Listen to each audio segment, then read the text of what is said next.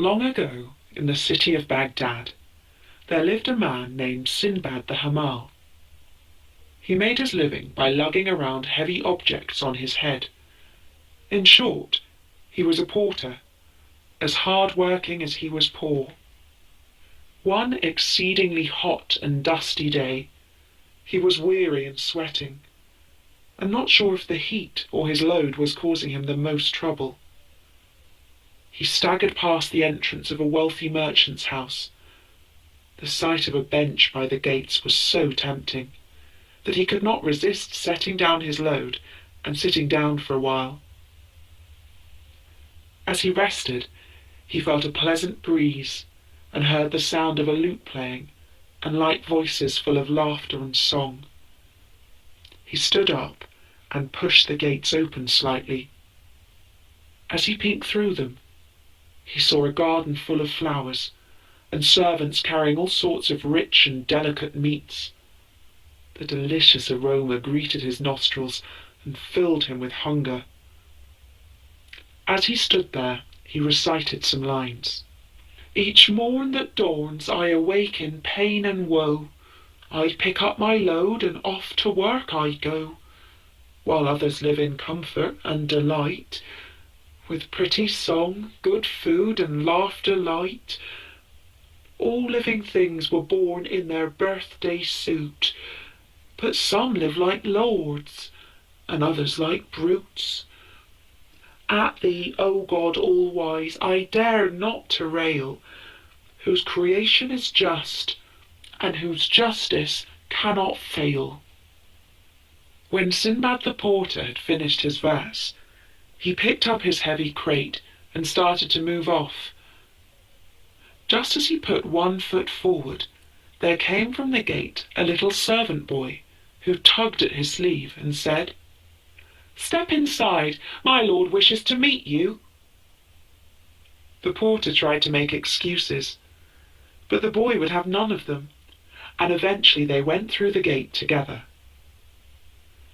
They walked through a majestic house to the grand dining room, which was full of lords sitting at tables laden with rich food and drink. The sound of music and laughter and lovely slave girls playing and singing filled the air. The diners were seated according to rank, and at the head of them all sat a man of worshipful and noble appearance.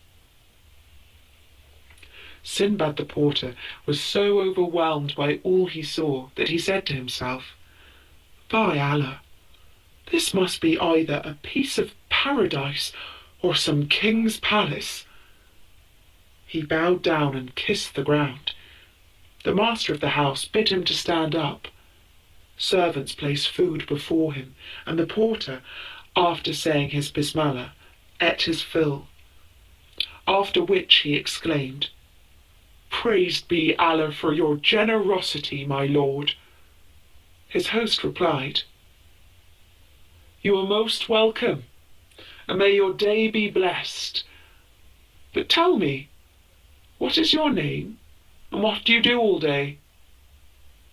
"Oh, my lord, my name is Sinbad the Hamal, and I carry folks' goods on my head for hire." The master of the house smiled and said, "Now, if you will be so kind, let me hear those verses that you recited outside the gate of my house." The porter blushed, because he did not wish to repeat the lines about injustice among such wealthy and fortunate company. "By Allah, excuse me," he exclaimed. "Poverty and hardship have given me boorish ways." "Tish, tish, do not be ashamed," said the Lord, "but say them again, for they pleased me when I heard you speak them at the gate." The porter duly recited the lines, and the merchant slapped his back affectionately and said, "No one ever spoke a truer word. But you should know that I myself only rose to this happy state that you see all around you, after long suffering and woe. I made 7 voyages at sea, and by each of them hangs a marvellous tale that is almost beyond belief. If you have time, I shall tell you the first of these tales, so that you can better understand what pain I endured in my early days. All this happened because of fate, for no one can escape destiny. And this is the tale of the first voyage of Sinbad the Sailor. My father was a merchant, a successful man of trade, who left me not short of wealth and comfort. I was young and headstrong and foolish, and I ate and drank and played, thinking that I'd continue that way for all my days. And then one day I awoke and found that the money was almost gone. Then I remembered my father and how he used to say, "A grave is better than poverty." And I came to my senses. I sold my fine clothes, my property, and my playthings, and with my last 3,000 dirhams, I bought merchandise for a sea voyage. As I boarded the ship with my fellow merchants, I said out loud the lines, "He who seeks fame without toil and strife, the impossible seeks and wastes his life." We set sail for Basra, the city whose name means "where many ways come together." We journeyed for many days and nights, touching in at ports and islands. Everywhere we landed we bought and sold, bartered and traded, increasing our wealth bit by bit. Eventually we came to the most beautiful island of all. Here some seeds from the gardens of paradise must have landed and taken root. The captain dropped anchor and put down the landing planks. Everyone on board came ashore to feel the golden sand between their toes and enjoy the lush and tranquil land. Some passengers set up fires for cooking. Others washed their clothes. A few of us contented ourselves with walking around the island, and then drank and played. Then, all of a sudden, the captain, standing high up on the deck, rang the ship's bell and shouted at the top of his voice, "Everyone, run for your lives! May Allah preserve you! Drop your gear and get back to the ship as fast as you can!"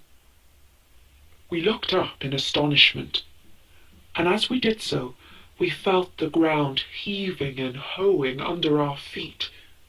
The formerly calm sea swirled around the island, and great waves broke against the shore. Then the very centre of the island curled up in a great arc, and those who had not made it back to the ship began to slide down into the foaming seawater.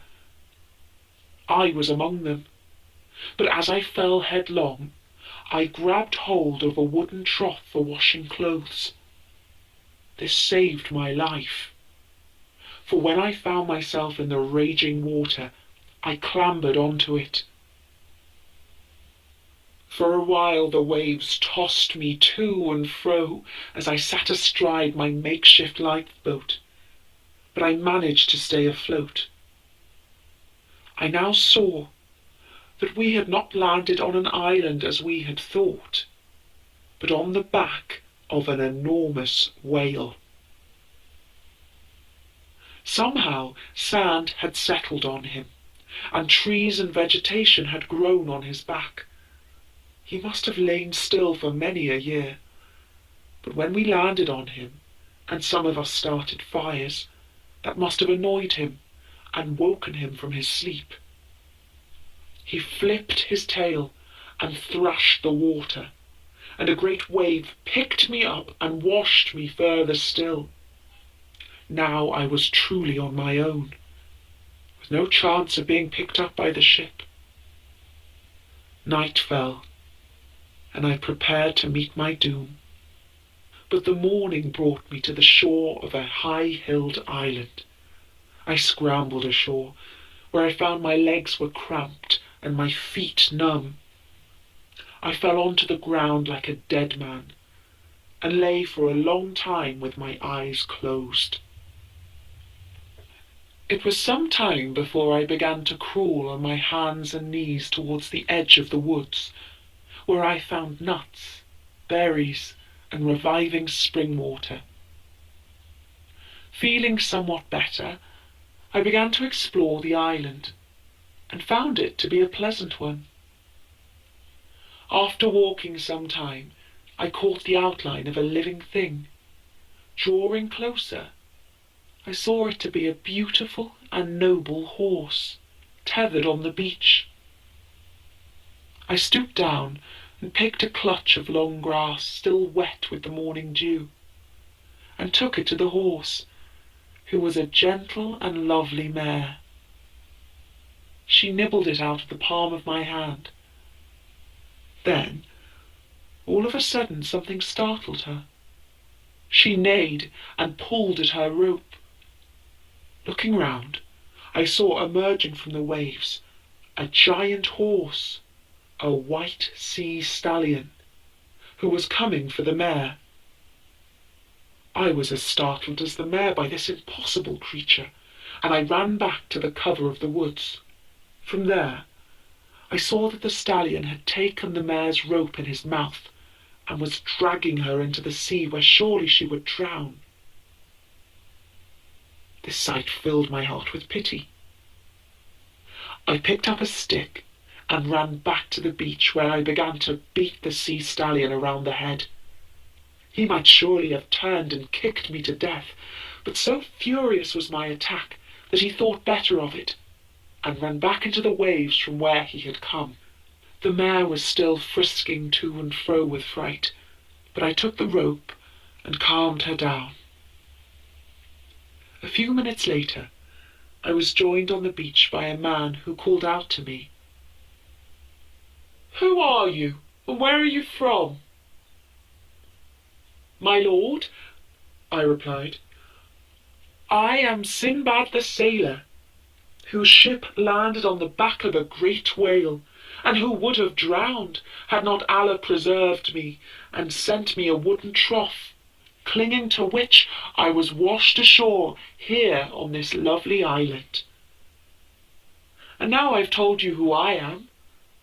Please return the favour and tell me who you are." He replied,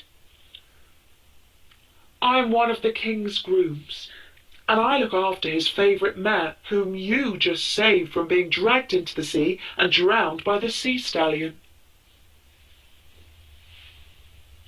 And this encounter proved to be my great fortune, for the groom led me to the capital city and the palace.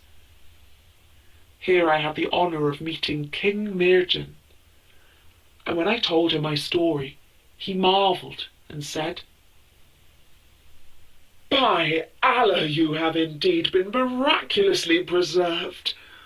The fates must have decreed a long life for you, or you would have surely been drowned 1,000 times over. You are one who is blessed by Allah for your safety." Believing me to be favoured by God, he treated me kindly. Indeed, he gave me a lucrative job as master of his port and registrar of all the ships that put in there. One day, the very same ship that I had sailed in visited the island. The captain recognized me immediately and embraced me in his arms. "Your goods are still safe in the hull of my ship," he said. This was the most unexpected good news, thanks be to Allah. I offered the goods as a gift to King Mirjan, who had shown me such good favour. In return, he made me a gift of treasure that was worth 20 times its value. We sailed to Basra, where I increased the value of my goods another 10-fold in the marketplace. In return, he made me a gift of treasure that was worth 20 times the value. We sailed to Basra, where I increased the value of my goods another 10-fold in the marketplace. And so I returned to Baghdad as a wealthy man. I bought this palace, and many servants, and set up a great establishment, and soon began to forget all that I had suffered,